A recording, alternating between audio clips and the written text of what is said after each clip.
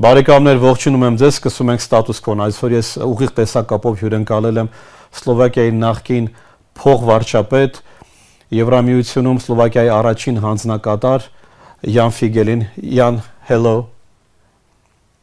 Greetings to Armenia. Hello, Gevorg. Thank you very much for being our guest tonight. Jan is the first Slovak commissioner to the European Union.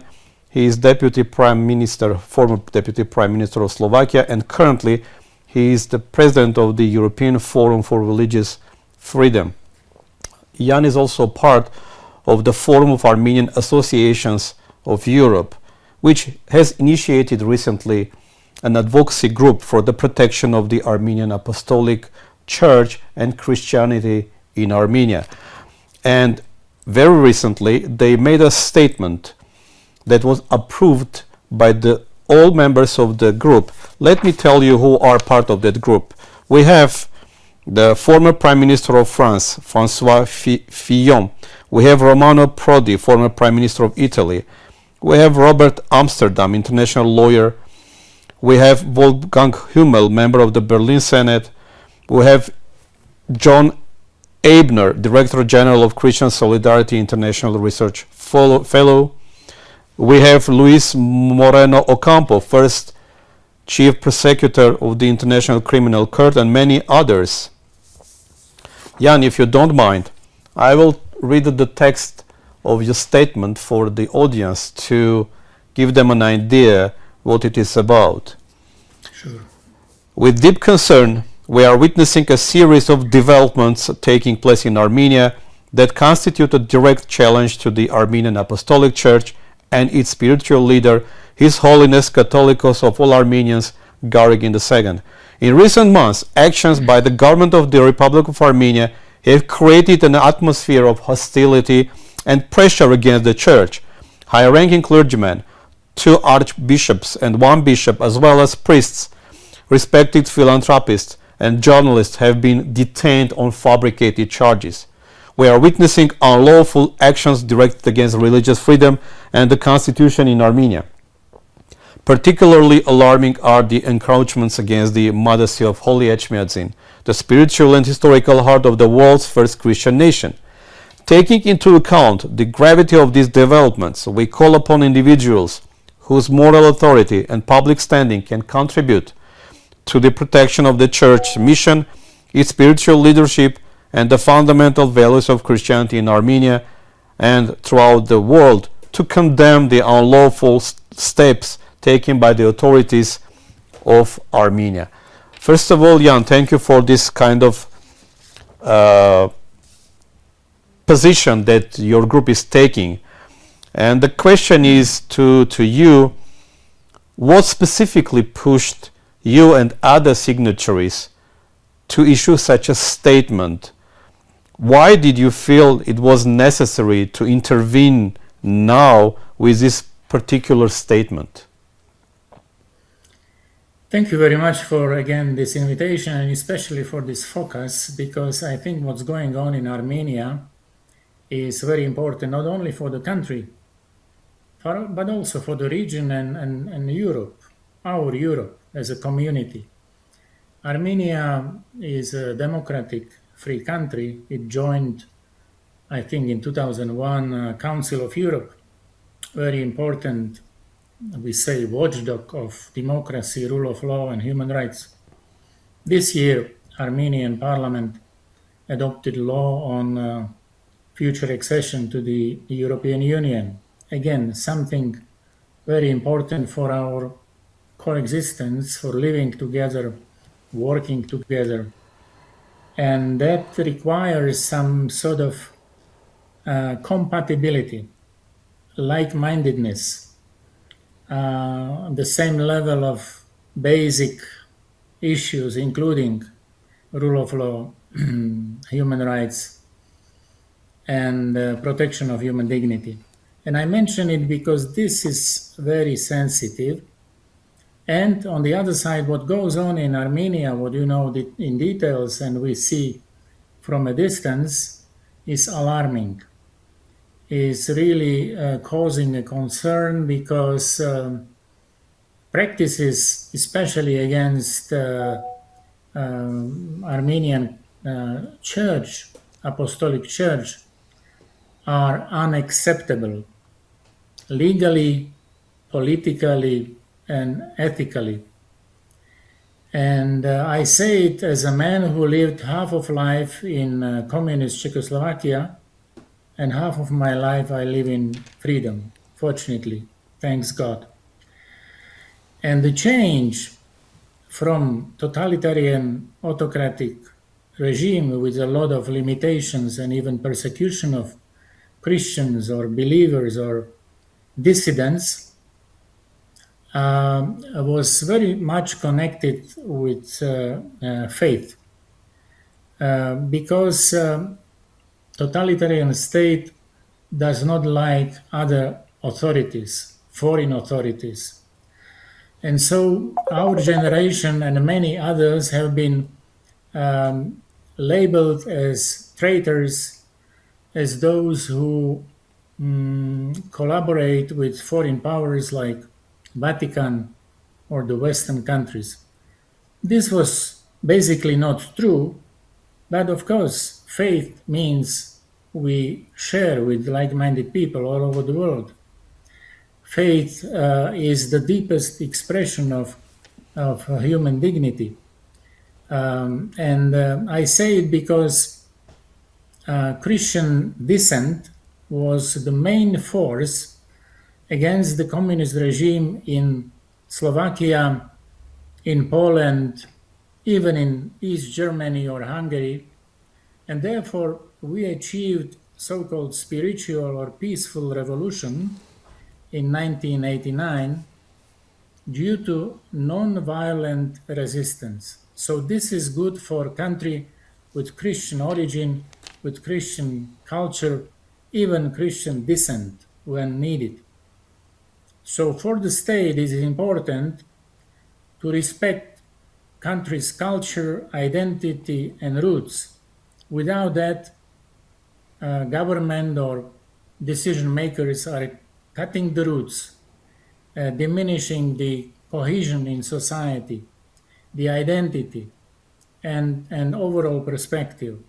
So from our point of view, it's on one side warning, on the other side encouragement to protect freedom of religion and also protect freedom or autonomy of the Apostolic Church, because it should be protected by the Constitution, also by the European Convention on Human Rights, which is part of the Council of Europe commitments, and also internationally, broadly or globally, by the International Covenant on Civil and Political Rights, because Armenia is the member of the United Nations.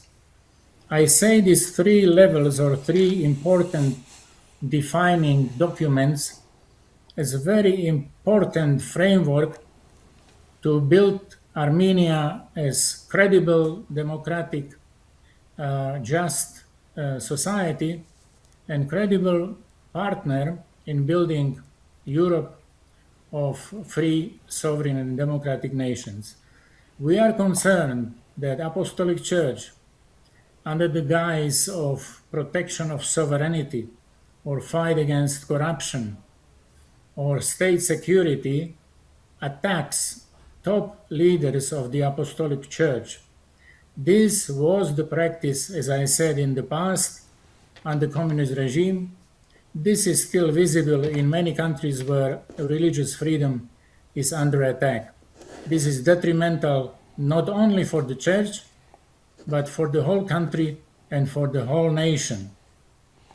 Jan, you mentioned the communist regime, and we also are making parallel with the Bolsheviks. Bolsheviks have been attacking the church. The first one of the first targets for Bolsheviks was the church, the Armenian church as well, including the Armenian church. And now we hear some analysts, some experts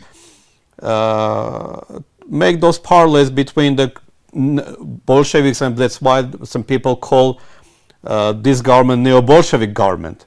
well, it can be a little bit funny, but there are probably there's some hidden agenda behind. But I would like to ask you about the European perspective of what is happening in Armenia, why you think it's happening, why you think the Armenian government is attacking its own church.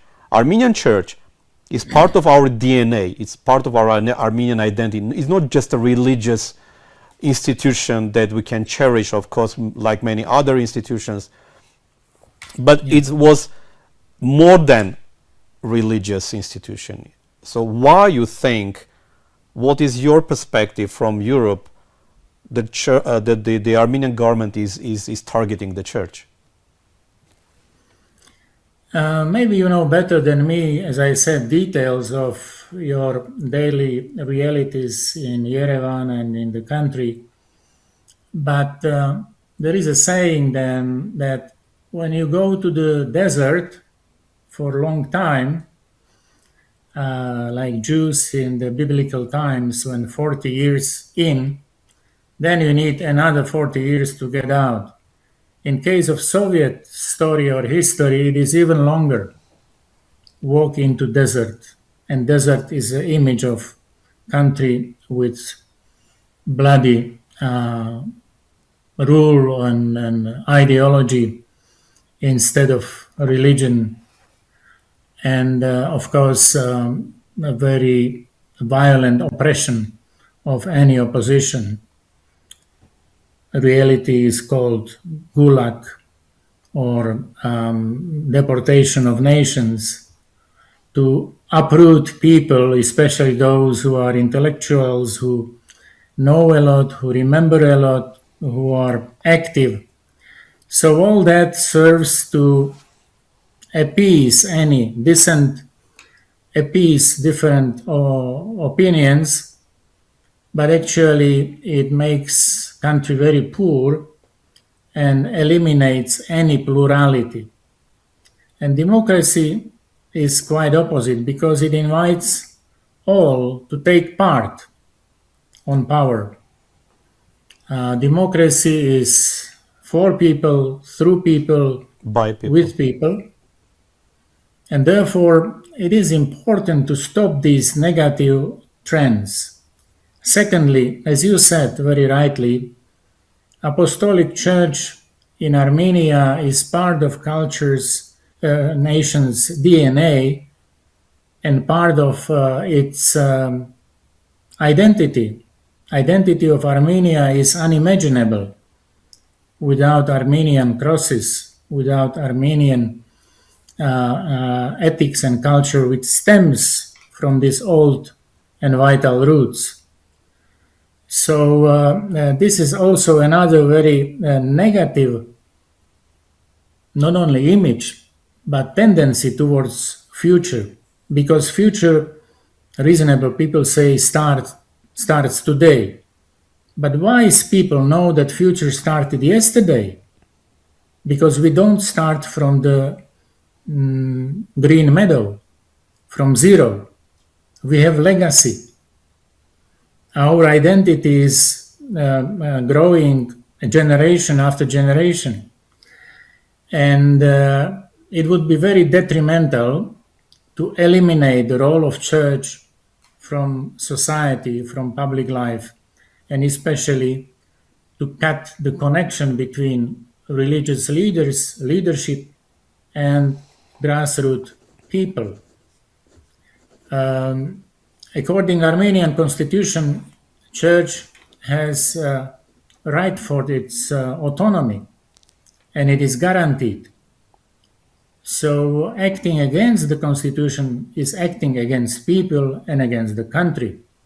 Why this is so? I think that part of the reason, usually in Eastern Europe, including Central Europe, is this post-Bolshevik, post-communist mentality, which was going on deeply into fabric of society, relations, families, communities. And it's not easy to get rid of it, because, communism simplified life. everything was organized.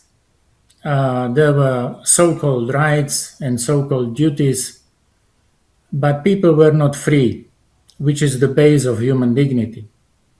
Freedom is much more demanding. It requests participation. It requests responsibility of everybody, but also it confirms human dignity. And therefore, what is going on there in Armenia is not only against the church and clergy, it is about dignity of people. And I am concerned because consequences will be detrimental not only for the country, but for overall perception and living in Europe. We have to care about our history, our roots, our values, and also show solidarity when this is not the case in one or other country. Maybe one moral comment.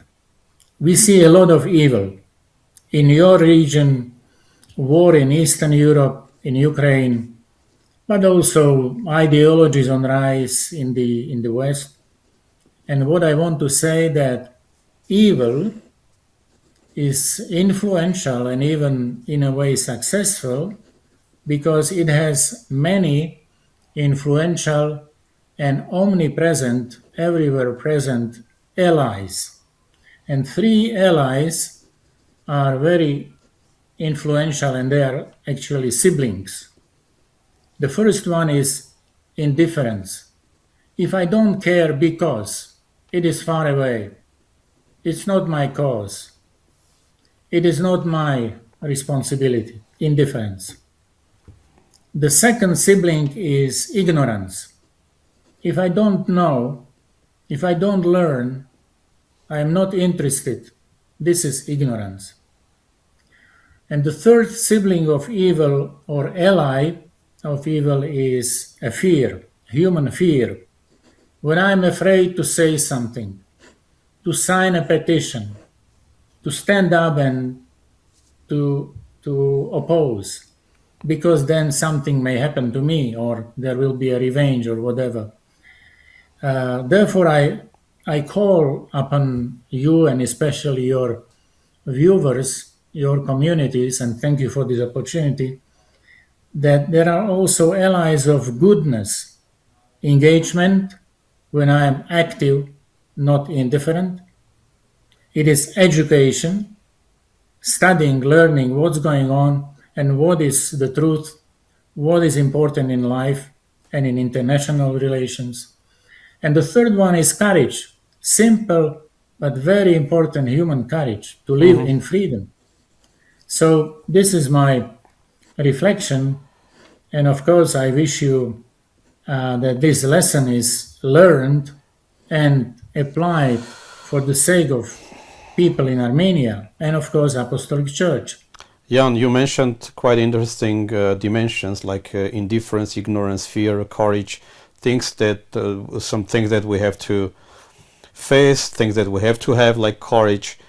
May I ask you a little bit provocative question about why then your colleagues from the European Union, although we are former statesmen, but why then embassies, other diplomatic missions in Armenia and elsewhere are indifferent and are ignorant at what is going on in Armenia? I hardly can comment on their behalf, but I am not happy with what you say, if that's so in Yerevan or around. Part of the problem is that there is wrong perception or understanding of religious freedom. And the second may be that we need to speak more about it, which is your case. Thank you again. The first problem where I would like to dwell a bit attention is that religious freedom is a litmus test of all human rights. All human rights. Religious freedom is not above other rights, but it's very central. When this is respected, other rights have a chance. When religious freedom is not respected, there are problems and consequences for other rights.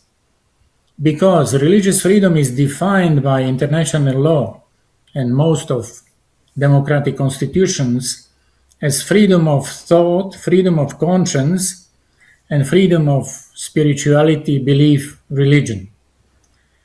The first one is human rationality. We are homo rationalis. At the same time, we are homo moralis, to guess, to make decision what is good, what is bad. And the third is to religare, to build community with the like-minded believers and faith people of faith. So this is important as we understand this composition for all people, whether they are believers or non-believers, because it is also for those who are not Christians, who simply have their belief, non-religious belief. And therefore, it is important to defend religious freedom for all, for people from A to Z, for atheists up to Zoroastrians. So it's not only Christians, Jews, or Muslims, all people. And therefore, diplomacy, ambassadors should understand that violation of religious freedom is a violation of central human right and has consequences. Because if this internal freedom, most sensitive freedom, is not respected, then I am sure, and you can see, there is disregard to freedom of opinion, freedom of press, freedom of assembly, freedom of association, freedom of property. This was communism, actually. It starts with disrespect of forum internum, my reason, my conscience, which should be in absolute freedom. And then when we go to forum externum, there are some limits, like public security, public order, public health. So religious freedom may have some limits, but actually internal freedom and freedom of the religious communities must be protected, because this is the basis. And the second, some embassies maybe just play politics more than diplomacy, some interests which may build tendencies in the region. I don't know, but for diplomacy, rules are very important. And I mentioned 3 levels. Constitution of Armenia, which means also rule of law, European Convention on Human Rights, which is located or protected by the Council of Europe, where Armenia is full member, and then International Covenant on Civil and Political Rights. Again, Armenia is full member, and this covenant or convention is a binding convention for Armenia and us all under United Nations.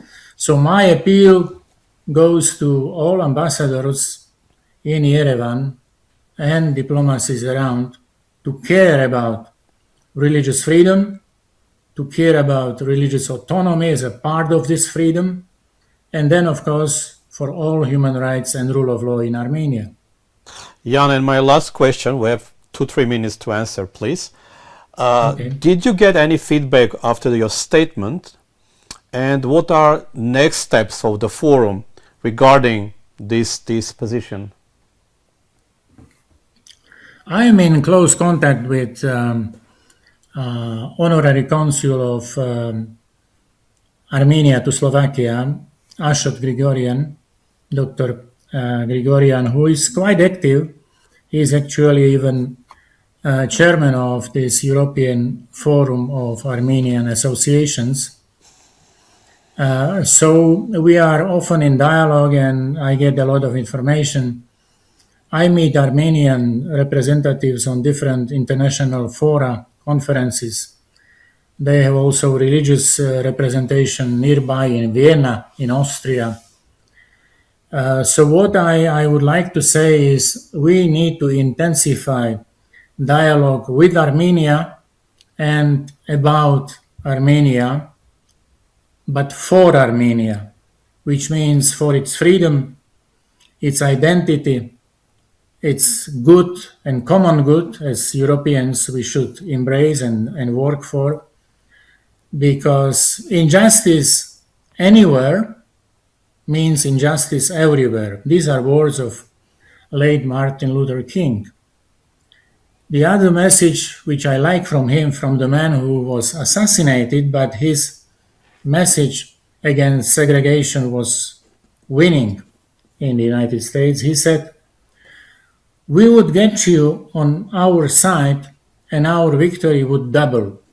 Mm-hmm. This is the sense of spiritual revolution. This is the sense of getting people on the side of justice, common good, human dignity of all. Because then the opponents or the minus is transformed into a plus. So this is double change. And to achieve it is not easy, but it's transformative. We achieved it in Central Europe. I remember I was part of it. This was and this is our cause or responsibility for future, because many people pay the highest price for our freedom. For example, and that's my very personal message to you and to all, my uncle, very young man, 26 years old, Jan Figel, was killed in years of Stalin by Stalinist secret service of Czechoslovakia. So he paid the highest price as opponent of the regime, and I got freedom, and I even became first EU commissioner after I was chief negotiator on accession. So it was a miraculous change in our life, in our family. But I remember that somebody, my uncle, paid the highest price for what I have and what I could achieve. That's a dream which can happen and be fulfilled also in case of Armenia. So I wish you unity around the basic values, around your culture, your identity, your faith, which was so inspirational, but also resolute to survive as a small nation among many, forces and big forces.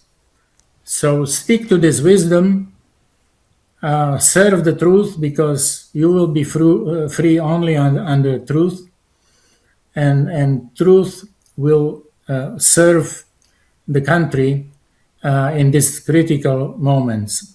I wish, again, what I said, active citizenship, education which is lifelong, and courage to go for human dignity of all, including your top religious leaders of the Apostolic Church of Armenia. Thank you very much, Jan. Thank you for this important message and important words that we will share with our large audience. And I wish you Merry Christmas and Happy New Year. The same to you. Thank you. Blessed Christmas and fruitful, creative and peaceful New Year. Thank you very much, Jan. Thank you again. Սիրելի բարեկամներ, շնորհակալություն նաև ձեզ մեզ դիտելու համար։ Մնացեք Եվրամեդիա 24-ի եթերում։ Հաջողություն ձեզ։